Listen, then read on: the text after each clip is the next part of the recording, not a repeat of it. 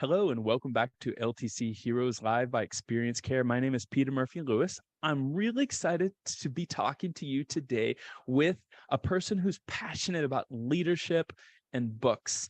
Tom Annarella. He is an administrator at Valley High Nursing and Rehab. Tom, welcome to the program. Thank you. Glad to be here. Tom, before we get into leadership and books, which I absolutely love talking about, I feel like if I didn't have a podcast about long-term care, it would be about leadership and a book club. But before we get to that, tell me a little bit how you got into long-term care, and feel free to get into the weeds. What was your first day like? When did you realize that this was your industry?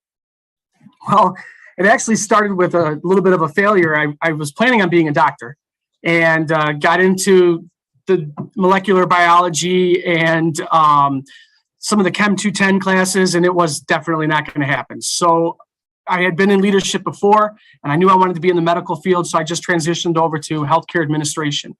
And then from there, I did a couple different internships. I interned at a health department, I interned at a doctor's office, and then I interned at a small family-owned nursing home, and I fell in love with it. And so I got lucky. I interned in between the summer between my last year of school.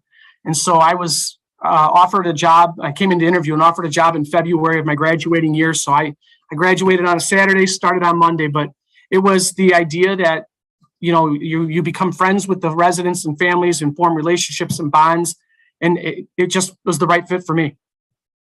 Tell me, was there a moment, maybe it was at year 3, maybe it was at year 8, where you said, I think I'm going to spend almost all of my professional career in long-term care? It was probably within that first year. I just truly enjoyed, I had a couple residents that took me under their wing when I was just a young guy coming out of college, and they were constantly coming and talking. And just from developing those bonds, I knew that it was something that I was going to do for a long, long time. What I didn't realize is that although I had a passion for long-term care, I actually have an even higher passion for teaching and leadership and developing employees. And so the two kind of fit just perfectly hand in hand.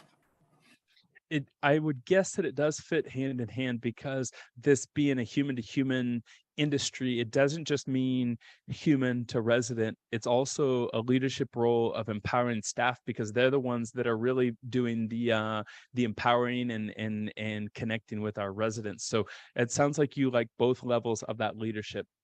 Well, it gives you a different flavor in both directions. And one, you're doing more of the care side, so you're enhancing people's lives, and the other, you're doing more of the development and leadership, where you're still enhancing their lives, but you're having a different impact on both sides. If I were to challenge you to try and say in maybe 1 or 2 sentences, or even 2 or 3 words, how your leadership has grown, or how you have evolved as a leader in the last 5 or 10 years, what would you say is the number one component that you've added to your skill set? I think it really comes down to the development of organizational health. I read a couple books that talked a lot about it, and then I started tinkering around when I took the job 13 years ago here at Valley High with different ways to try to enhance the employment experience. In long-term care, we talk about this resident-centered care all the time. Well, why couldn't we adapt that and make an employee-centered workplace? Same principles, same model. And so it was through that I started to really get into that organizational health piece. And that's when I guess I'll call it, I figured it out. I finally understood how to get all the pieces in the puzzle in the right spot, so that you didn't have to be completely hands-on all the time. And you allow people, you use the word empowerment, great word. It allows people to go out there and feel confident in their role, and not have to have somebody like me or my assistant administrator over the top of them paying attention to what every little thing they do. And people, they do their best when they're allowed to blossom. Tom, before we go into the leadership association and program that you're involved with and passionate about, tell me a little bit about Valley High. How big is it? What are the components of care that you all focus on? What's your demographic? So we are a county-owned nursing home. We're one of the last 16, I think 15 or 16 in Illinois. We have a very high Medicaid count, and we do resident care from intermediate all the way through hospice. So we have a short-term memory care floor with some suites, and we have a long-term care floor. We basically do what you would traditionally think of as the traditional long-term care facility.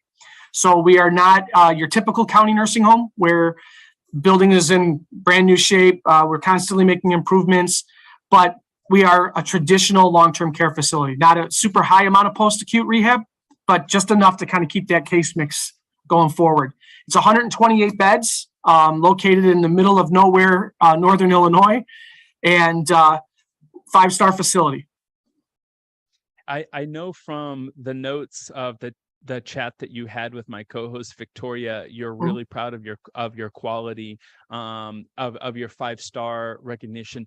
Tell me a little bit about, I guess the word that I want to ask you, and just so you know where I'm going with the question, I'm going to get into kind of the culture of leadership. If I were to come to your facility today and you were going to say, hey, Peter, I want you to understand the culture, and this culture is either horizontal, this culture is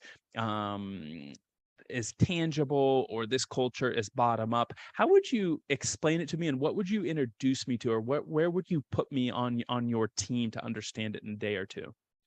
So right off the bat, when you come in, you're going to be introduced to core values. And there's 4 of them, and they're set up on the compass, north, south, east, west. And then in the middle of the compass, it says home. And so the idea is everything we do is to make it so that it's a home-like environment, whether it's either interaction with the residents or the staff, it's family. So it starts with the little things. You'll notice when we send out emails that we address it as Valley High family. We talk about, it's not staff, it's team. It's changing the lingos. So you would be introduced to those core values right off on the first day in orientation. And I tell people at the first day that there's just 3 things you have to do. If you do these 3 things, you can work for me till the day you want to retire. And they're very simple. Get here on time, get here as scheduled, give me 100%. I didn't say anything about be perfect. I didn't say anything about having a bad day, but those 3 things are behavior. Everything else we can teach, we can fix, we can work with you on. And so it's setting the tone right from the beginning. And then everything you do that relates to the working environment has to tie back to the core values. When you're hiring, we hire people that meet our core values. If they don't, how do you expect them to fit in and work with that? When you're talking to an employee on the floor, or discipline or accountability discussions, it relates back to the core values. It's not necessarily the action. It's that this action doesn't align with our values. And so we talk about them all the time. It's front and center, but it's not on a poster. It's not on a T-shirt. Nobody walks around with them on their chest. But if I'm typing a memo and one of our core values comes up, it's in bold. Just simple, quiet, but it's forward facing. And then from there, we'd sit down and we talk about these are not just words on a page. These are who we believe we are, and we aspire to every single day. And we hold people to that standard. And so if you have to have an accountability discussion on the floor, you don't necessarily need to spend more time than just going up to somebody and saying, does this value align with our core, or does this action align with our core values? If they've been around long enough, they know that, no, I'm sorry, and back on track, we get them. So if you said vertical and horizontal and whatnot, I don't think our structure is either. It's kind of, I look at it like we're a team, a sports team. Everybody's got a position on the field to play. They're not all the same. Some players get paid more than others, but you cannot have any one position on that field not play at their 100% or not be filled. And so we don't use the hierarchy as much as, people would normally figure. Yes, I'm the administrator. That doesn't really matter. That's just a title. And so it's not vertical or horizontal. It's just everybody being on the same page. And we talk about it at the leadership level all the time. These are our core values. How does it align with our quality scores? How does it align with the different policies we want to put in? So everything starts and ends right there. And I guess it's a perfect segue into kind of your involvement with the I have it here. Let's see, the Illinois Leaders Program. Is that the name? Yep, that's a program through the Illinois Healthcare Association. How long have you been involved with that specific program? 10 years. And what, I guess this is going to be a follow-up question on kind of how your leadership has changed, but a little bit, it's nuanced. In a word or two, what have you learned most from that program yourself as a leader?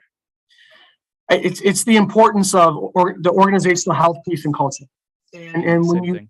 yeah, it really is. And it's so important that I'll give you a perfect example. In a good organizational, healthy company, everything is running smooth. When something happens, nobody points fingers, right? They're not looking for somebody to blame. It's how can we fix it? There's no politics. There's no silos. There's no turf wars. There's none of that kind of stuff going on. You can usually tell whether a facility is 3 to 5 stars within the first few minutes of walking in, just by the organizational culture. You just can.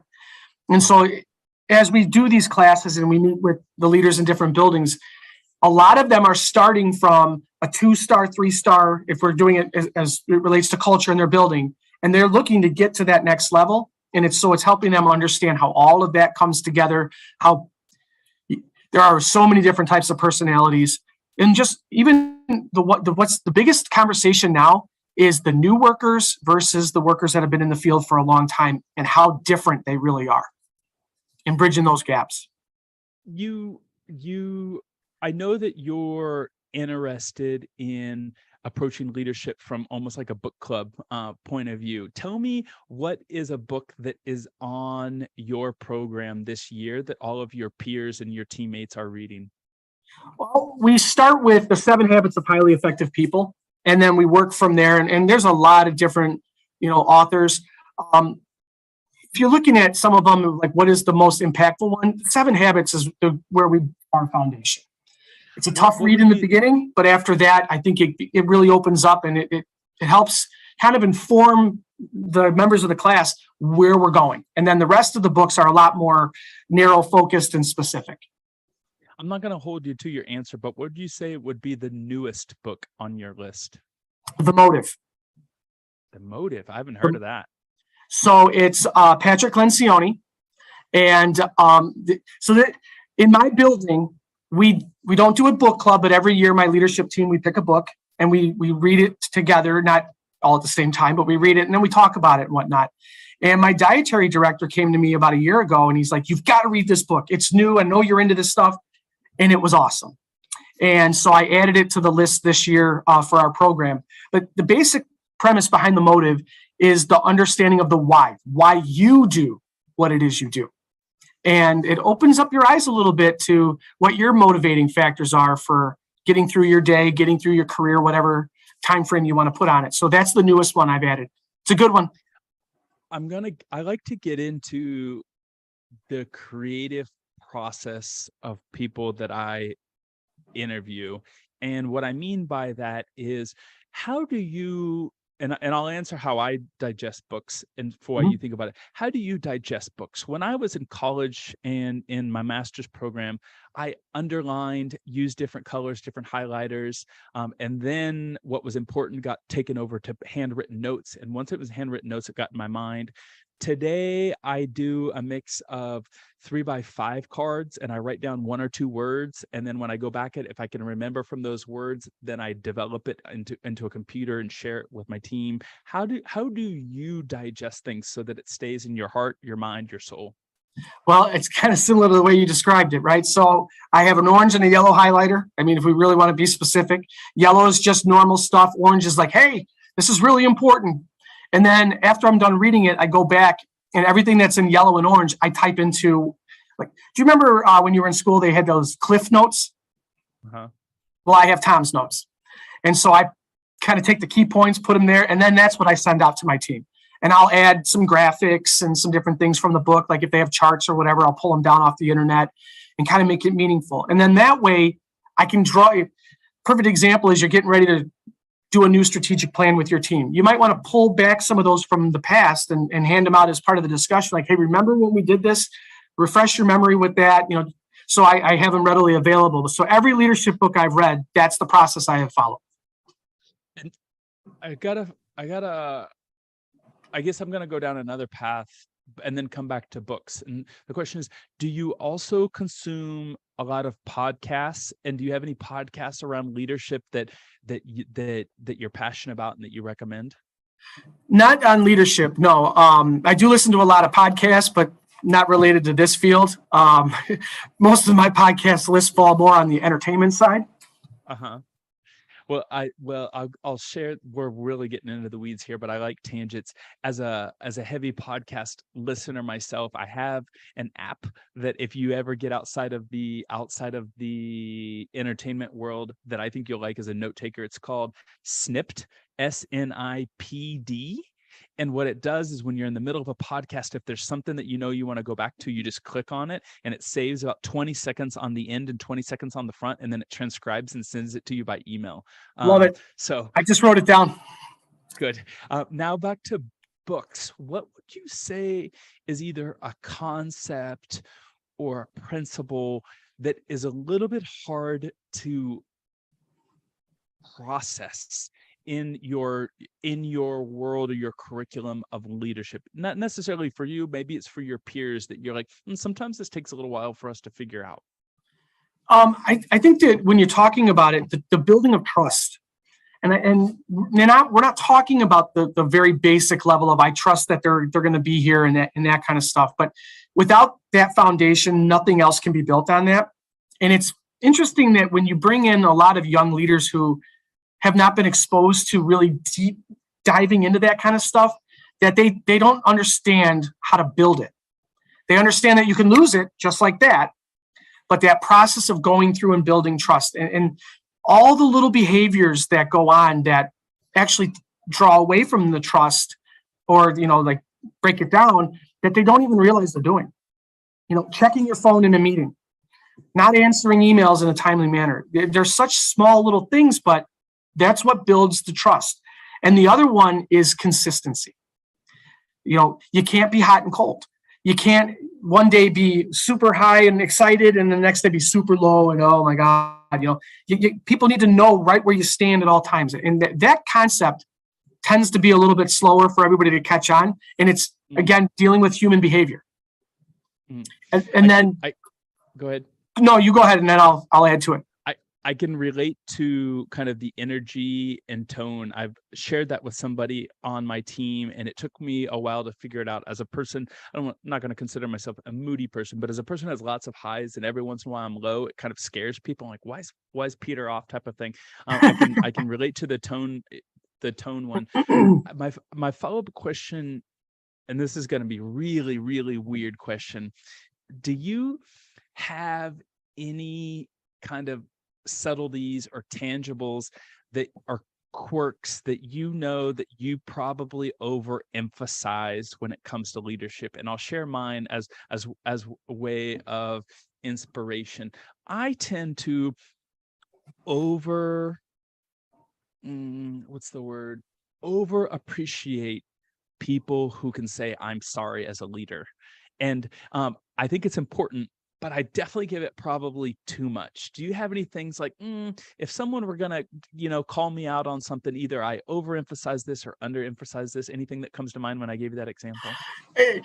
I don't know if it's overemphasizing this specific topic or not, but they will tell you that I use metaphors and analogies far too much.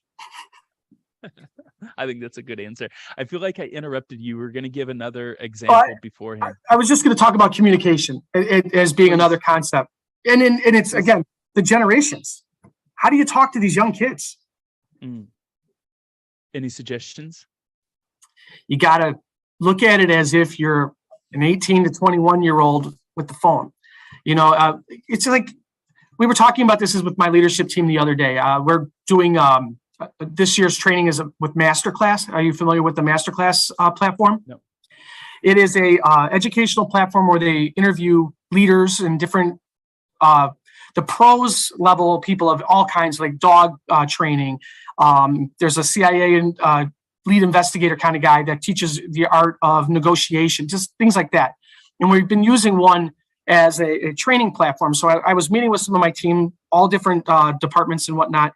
And we were talking about, one of them was expressing some frustration, and they're older, getting ready to retire, with These kids don't understand it. They just don't get it. I'm like, well, you got to understand that they play on their phone all day long. And every time they finish a level, they get a reward. And so it's like this little thing, like everything they do, they expect some kind of like, congratulations. Getting people to understand it, you almost have to change the way you look at it and look at it as if you're dealing with somebody that's going to be on their phone all the time. So where do you reach them? You don't send them an email, you send them a text. Just trying to change the way that they approach it. And for some of the older team members, it frustrates the heck out of them. And it was great. I had a 18-year-old in the class, and I had somebody ready to retire in the class. And the 18-year-old was strong, and she kept saying, well, but you don't understand. It's this, it's that. And it was real interesting, but that communication gap, and mostly I really believe post-COVID has grown even wider. We don't have a lot of established healthcare workers coming into the field anymore. A lot of the healthcare workers are young high school kids. And so that gap is very wide between an 18, 16, 17, 18-year-old kid and somebody established in their 40s, 50s, or 60s. And so that was just another area that people struggle with. Those are good examples. Before we went live and hit record, I shared with you that I do a lot of trips to state conventions in long-term care. And one of the talks that I get asked to, share frequently is how to engage with that younger generation. So I'm going to give some of my examples, and feel free to either modify or push back or even add on to it. One of the things that I often share is that I find that if my generation, I'm 42, if my generation, it was very important to have a prestigious job, and my parents' generation was to make enough money to buy their first house. I feel like the next generation, there's an interest in doing work that matters. They would almost rather sit at home if they're not going to do something that matters. So engaging with, and I think that gives us an advantage in long-term Absolutely care. We're not necessarily great at explaining it, but if we get better at explaining it, people will be willing to work for $1 or $2 or $3 less if they actually know that they're making a difference, because there's something rewarding about that. And when they can share that with their peers, they almost get a little bit of prestige inside of their social community. I have some more. Do you want to add anything on that? Or No, you're spot on that one. Yeah, I agree 100%. The other one that I find that works, and I was kind of consulting with a leader the other day who's trying to engage with Gen Zs and millennials, and I said, you know what? Sometimes they get a bad rep for not working hard enough or caring hard enough. And I said, I think that's because we've coddled them. And if you explain to the person from the very beginning, this is going to be really, really hard. The training is going to be hard. The emotionally is going to be hard. Energetically, it's going to be hard. Not everybody's ready for this. You'll filter out the bad ones, and your A players will be like, oh, I just got challenged. And you warn them from the beginning, and those A players will step up. Any thoughts on that? I'm going to tell you, we do a lot of work with high school students. So I'm a clinical location for CNAs, and then we have agreements with all the area high schools to go into their buildings and talk. And I'm going to tell you, a lot of these kids that we're getting coming out, they are A players. They are here to do a good job and to work hard. Yes, we have to deal with a lot of these issues with the youth. That's common across any industry or any sector. But the people coming in, they want to be here. And so that's easy to work with. Tom, as we start to wrap up, is there anything I haven't asked you about in leadership, or what you're doing in long-term care in Illinois, or what you're doing at Valley High that you would like to highlight or emphasize? Nothing specific. I think that you kind of touched on all of them. The Illinois Leaders Program, the one thing I would just note, it is modeled after the American Healthcare Association's Future Leaders Program. So I was a participant in that program many years ago, and we're supposed to do a project. My project was to develop the Illinois Leaders Program for IHCA, and I've been running it ever since. And I got to tell you, that's one of the funnest things I do all year. I was going to bring that up, wrapping it up, because I know that you were nominated as ACA's 20 to watch in the Provider magazine, and there's no surprise that they chose you to develop that in Illinois. And if I ever get to interview Mark Parkinson again, I'll tell him that I'm going to put you on my top 5 to watch. Tom, it was great to have you on LTC Heroes. Thank Really you so appreciate much. it. Thank you so Talk much. to you It's been soon. a lot of fun.